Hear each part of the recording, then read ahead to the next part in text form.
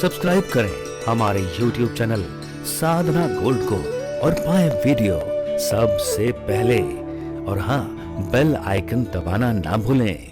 आजकल के दौर में हमने देखा है महाराज जी, पहले क्या होता था, जब बच्चे सोकर उठते थे तो ये हमारे संस्कार, ये संस्कृति है कि बच्चे जब सोकर उठते थे तो उनसे कहा जाता था, बल्कि उन्हें खुद ये एहसास होता था कि ये धर्म, ये कर्तव्य है कि माता पिता के चरण स्पर्श करने हैं, उसके बाद ही अपने दिन की शुरुआत करनी है।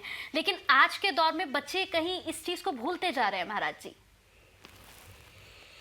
रामचरितमानस में लिखा है कि जब राम जी पढ़ने के लिए गए और पढ़कर जब आए, गुरु गृह पढ़न गयऊँ रघुराई, अल्पकाल विद्या सब पाई।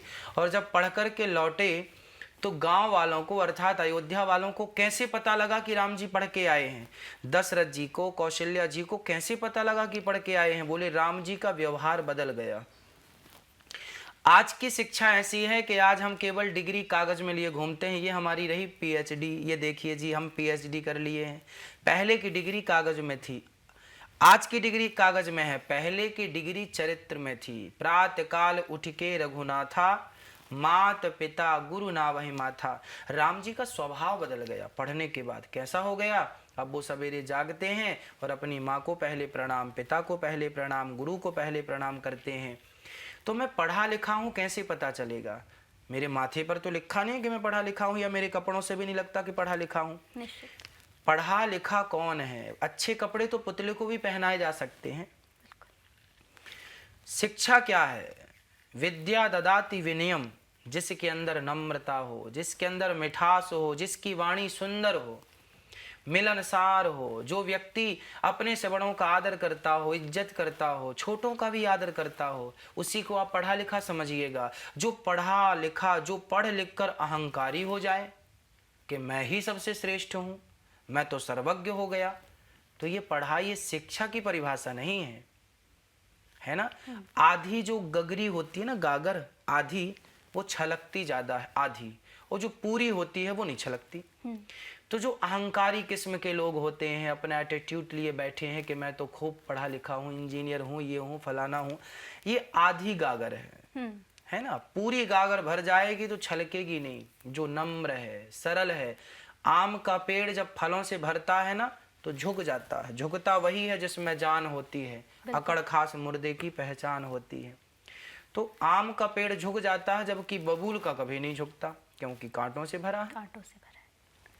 तो जो संस्कार से भरा होगा वो तो झुकेगा।